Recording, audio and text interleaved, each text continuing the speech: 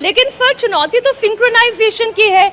अब जैसे एक एग्जाम्पल के तौर पे मैं आपसे समझना चाहती हूँ कि अगर 2024 के लोकसभा चुनाव के कॉन्टेक्स्ट में देखें और 2023 में जहां पर 5 राज्यों में अभी भी विधानसभा चुनाव प्रस्तावित हैं, साल के अंत तक यहां पर आचार संहिता लागू हो जाएगी और इलेक्शन कंडक्ट कराने के प्रोसेस में ये राज्य चले जाएंगे, राजस्थान, मध्य प्रदेश, छत्तीसगढ़, तेलंगाना, मिजोरम। तो ये सिंक्रोनाइजेशन सर कैसे हो सकता है? इसके बारे में भी इलेक्शन कमीशन ने बहुत से विकल्प सुझाए थे। बाद में नीति आयोग ने और लॉ कमीशन ने उन्होंने भी और उसमें विकल्प जोड़े हैं। तो क्योंकि ये पॉलिटिकल मुद्दा है इसलिए विकल्प दे सकते हैं, ये संस्थाएं विकल्प दे सकती हैं। अब उसको सारी पॉलिटिकल पार्टीज को एक साथ बैठ के तय करना है कि कौन से विकल्प अच्छे हैं जिससे कि सभी के हितों का संरक्षण होता है।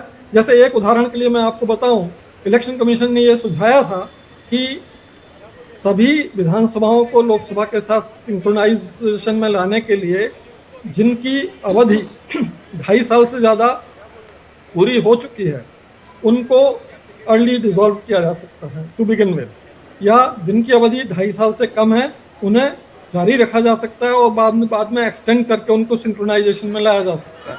इस तरह के कई सुझाव उसमें हैं। इसके बाद फ्यूचरिस्टिक इश्यूज भी हैं कि मान लीजिए कोई बीच में डिसॉल्व हो जाती है, उस समय क्या करेंगे, तो उसके बारे में भी सुझाव उसमें दिए हैं। और नीति आयोग और विधि आयोग के पेपर्स में मैं रावत जी आपके पास दोबारा लौटूंगी, लेकिन एक तस्वीर और है, जरा दर्शकों को ये तस्वीर भी दिखा दें, फिर हम इन ऑप्शंस को भी आपसे समझेंगे, जनता भी समझेगी इंडिया टीवी के माध्यम से। लेकिन ये तस्वीर आप देखिए, जेपी नड्डा बीजेपी के राष्ट्रीय अध्यक्ष की मुलाकात हुई है पूर्व राष्ट्रपति रामनाथ कोविंद से, जो एक देश एक चुनाव की कमेटी को हेड करने वाले हैं। और इस कमेटी का जो मुख्य उद्देश्य होगा वो सभी सियासी दलों के बीच में एक राय, एक सहमति बनाने का उद्देश्य रखा जाएगा। ये तस्वीरें आप देखिए, जेपी नड्डा आपको इस तस्वीर में नजर आ रहे हैं, पूर्व राष्ट्रपति रामनाथ कोविंद नजर आ रहे हैं और एक बड़े उद्देश्य के साथ सरकार चल रही है। और इस उद्देश्य की पूर्ति के लिए जो सबसे बड़ी चुनौती है, यहाँ पर अपने राजनीतिक हितों को अलग रखकर एक देश एक चुनाव के लिए आम सहमति बनानी होगी और यही सबसे बड़ा पर्पस है आज की इस मुलाकात का।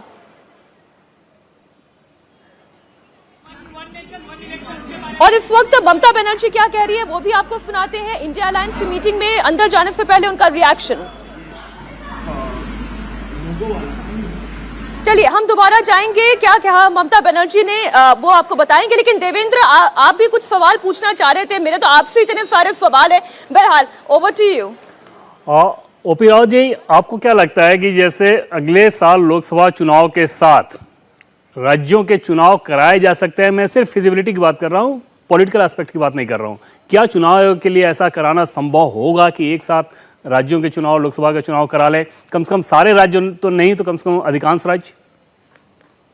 अगले साल अधिकांश राज्यों के चुनाव कराने का जो मुद्दा है वो डिपेंड करेगा कि availability of EVM and VVPAT. अभी इलेक्शन कमीशन जो है वो लगभग 25 लाख ईवीएम और वीवीपैट से काम चला लेता है, क्योंकि पूरे प्रदेशों के, पूरे राज्यों के लोकसभा के साथ चुनाव नहीं होते हैं। जब पूरे राज्यों के लोकसभा के साथ चुनाव करने होंगे तो हर पोलिंग बूथ में 2-2 ईवीएम, 2-2 वीवीपैट ये सब लगेंगे और फिर उनका रिजर्व, ट्रेनिंग का रिजर्व, रिप्लेसमेंट रिजर्व वो भी लगेगा अतिरिक्त। और उसको इतनी जल्दी नहीं बनाया जा सकता कि 1 महीने में आपने पैसा दे दिया तो मिल गया। उसके मैन्युफैक्चरिंग के लिए कम से कम 1-2 साल का समय भी लगेगा। तो इसलिए ये इलेक्शन कमीशन की इन्वेंट्री से देख के पता लगेगा कि वो किस स्थिति में इस समय है और कब ये संभव होगा उन्हें कि वो एक साथ राज्यों के और केंद्र के चुनाव करा सकते। और रफली अगर आइडिया लें तो लगभग कितने ईवीएम की जरूरत पड़ेगी और अतिरिक्त? इससे डबल लगभग 5 मिलियन। और वो 25 लाख हैं और 25 लाख ही लगेंगे। और वो जो हमारी पीएसयू है वो कितने दिनों में दे सकती है? अभी जो देने का रफ्तार है, उनकी कैपेसिटी बहुत सीमित है और ये कम से कम उनको 1 से 2 साल लग सकते हैं। मतलब ये तो माना जाना है कि तैयारी के लिहाज से, फिजिबिलिटी के लिहाज से अगले 2 साल में 1 नेशन 1 इलेक्शन नहीं होने जा रहा है, नहीं हो सकता है। ये आप मेरे कहने से नहीं मान सकते हैं, क्योंकि मुझे अभी इलेक्शन कमीशन की इन्वेंट्री का कोई आइडिया नहीं है। मैं जो 25 लाख की संख्या बता रहा हूँ, ये बता रहा हूँ 2018। अच्छा देवेंद्र, एक लगभग सवाल हमें मेरा इतना ही आपसे डाटा भी दिया है। गया था। 2018 20 लाख जी। अभी हमने भी कल पड़ताल की थी तो उसमें यही कहा गया था कि 20-22 लाख के आसपास अभी ईवीएम है। उसमें ये बताया गया कि एक तो खर्च बहुत ज़्यादा होगा, दूसरा एक ईवीएम तकरीबन 15 साल चलता है, तो उसमें बहुत सारे पहलू बताए जा रहे थे। तो उस लिहाज से मान के चला जा सकता है कि जैसा कि आप बता रहे हैं कि एक बड़ा चैलेंज रहेगा कि ईवीएम की उपलब्धता।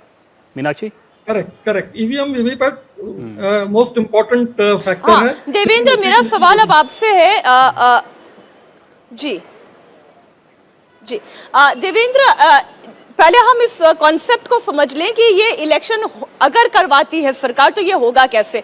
कुछ चैलेंजेस आपने रावत जी से डिस्कस किए, लेकिन ये पूरा फॉर्मूला हम थोड़ा दर्शकों का अगर समझा पाए, आप बताइएगा कि चलिए ये समझ में आ गया। एक ऑप्शन ये है कि जिन राज्यों में चुनाव अभी प्रस्तावित है उनके कार्यकाल को थोड़ा सा एक्सटेंड करके आप लोकसभा चुनावों के साथ उन विधानसभाओं के चुनाव कर लें, और जिन राज्यों के विधानसभा फौरन बाद हैं लोकसभा चुनावों के, जिसमें हम दिल्ली, महाराष्ट्र आदि राज्यों को काउंट करें, बिहार को काउंट करें, तो इन्हें हम इनका कार्यकाल थोड़ा सा घटाकर ये लोकसभा चुनावों के साथ कंडक्ट कराया जा सकता है। लेकिन उन राज्यों का क्या होगा, वो 16 राज्य जहां ऑलरेडी इलेक्शन हो चुके हैं, जहां पर सरकार 6 महीने की कहीं 1 साल की ही आगे बढ़ पाई है, उन्हें कैसे अकोमोडेट किया जाएगा? और मीनाक्षी, अगर रावत जी उपलब्ध हैं तो मुझे लगता है कि पहले उनसे ज़्यादा से ज़्यादा बात कर लेना ज़्यादा ज़रूरी है, क्योंकि सरकार ने अभी फैसला किया नहीं है, सरकार ने सिर्फ कमेटी बनाई है।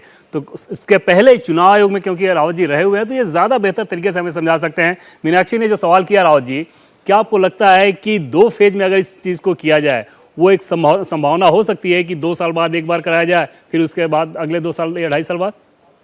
ऑलरेडी ये विकल्प नीति आयोग के पेपर में और लॉ कमीशन ने सुझाया हुआ है कि अगर ज्यादा स्टेट्स को आपको कर्टेल करना पड़ा टेन्योर तो वो अच्छा नहीं होगा पॉलिटिकली। इसलिए ये भी किया जा सकता है कि एक इंस्टॉलमेंट ऑफ इलेक्शंस जो है वो मई 24 में हो और एक जो है उसके 2.5 साल बाद हो, ताकि कम से कम कर्टेलमेंट, कम से कम एक्सटेंशन की जरूरत पड़े।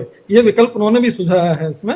तो कई विकल्प उसमें हैं, अगर तीनों पेपर आप देखें, लॉ कमीशन, नीति आयोग और इलेक्शन कमीशन, तो ये सभी विकल्प उसमें हैं। लेकिन क्योंकि विकल्पों पर निर्णय पॉलिटिकल होगा, सारी पॉलिटिकल पार्टियों की सहमति होनी चाहिए ताकि ये किया जा सके। एक बहुत बड़ा चैलेंजेस ये रहेगा कि कैसे सिक्योरिटी फोर्सेज उतने ज़्यादा डिप्लॉय किया जाए, चुनाव आयोग जितने सिक्योरिटी फोर्सेज चाहता है उतने डिप्लॉय किया जाए, वो एक बड़ा चैलेंज रहेगा कि उतनी संख्या कहाँ से आएगी। बिल्कुल रहेगा ये, क्योंकि इलेक्शन कमीशन ने यही कहा था कि हमें बहुत ज्यादा मात्रा में सेंट्रल पैरामिलिट्री फोर्सेस की जरूरत होगी, इसलिए उनकी भी व्यवस्था करनी होगी अगर ये तय होता है कि एक साथ सभी चुनाव कराने हैं। लेकिन अगर ओवरऑल देखा जाए राव जी, तो ये कहा जा सकता है ना कि ऐसा बिल्कुल भी नहीं है कि ये अचानक से कोई बात कही जा रही है। जैसे 2015-2014 के बाद से प्रधानमंत्री जब बने नरेंद्र मोदी, तब से उन्होंने इस आइडिया को देना शुरू किया और 15 से इस पर लगातार सीरियस डिस्कशन हो रहा है। तो कम से कम हड़बड़ी में ये चर्चा नहीं की जा रही है, या कमेटी आज बना दी गई तो ऐसा नहीं है कि हड़बड़ी में कुछ किया जा रहा है। बिल्कुल सही कह रहे हैं, इस पर बहुत कुछ चर्चा हो चुकी है, कई फोरम में इस पर चर्चा हो चुकी है, परीक्षण हो चुका है, कई रिपोर्ट्स इस पर सबमिट हो चुकी हैं। तो इसलिए इस विषय पर काफी विचार मंथन हो चुका है और हड़बड़ी में कहना ठीक नहीं होगा। चुनाव आयोग के लिहाज से अगर बात करें तो क्या चुनाव आयोग भी इस बात को लेकर मुतमईन रहेगा कि ऐसा करना ज्यादा अच्छा है? चुनाव आयोग ने ही सबसे पहले ये सुझाव दिया था जब ये 67 के बाद ये आउट ऑफ सिंक हुए, तो 80s में चुनाव आयोग ने ही ये सुझाव दिया था एक साथ चुनाव कराने की व्यवस्था करनी चाहिए। मतलब ये जो आइडिया है ये एक संवैधानिक संस्था का आइडिया है। अगर ऑल टुगेदर हम मशीनरी की बात करें, अगर हम ऑल टुगेदर सर मशीनरी की बात करें तो सर जिसमें हम सुरक्षा बलों का डिप्लॉयमेंट हो गया या हम ईवीएम की अवेलेबिलिटी की बात कर लें, ऐसे कौन कौन से चैलेंज है जिन्हें सबसे पहले हमें सुलझाना होगा या जिस पर हमें पहले फोकस करना होगा? सबसे पहला काम तो होगा अमेंडमेंट्स, जिसके लिए पॉलिटिकल पार्टीज की सहमति जरूर होगी ताकि वो सारे अमेंडमेंट्स बहुत आसानी से पास हो जाएं, क्योंकि बिना अमेंडमेंट्स के इलेक्शन कमीशन बाध्य है एग्जिस्टिंग लॉज और कॉन्स्टिट्यूशन के अनुसार कि जिस हाउस की अवधि खत्म हो रही है उसका वो इलेक्शन करा दे, उनको कराना ही पड़ेगा। तो इसलिए पहला काम होना चाहिए अमेंडमेंट्स, और जब अमेंडमेंट्स हो जाएं तो उसके बाद एक 1.5 साल 2 साल जितना समय लगे उसका एक फेज प्रोग्राम बना लेना चाहिए कि अगर 2 इंस्टॉलमेंट में कर रहे हैं तब तो कोई दिक्कत ही नहीं, 2 साल बाद आपके पास पर्याप्त ईवीएम वीवीपैट्स भी होंगे, पर्याप्त सेंट्रल पैरामिलिट्री फोर्सेस भी होंगे, तो आप ये कर सकते हैं। तो इसलिए बाकी चीजें फेज मैनर में एक बड़े अच्छी प्लानिंग के जरिए उनको किया जा सकता है।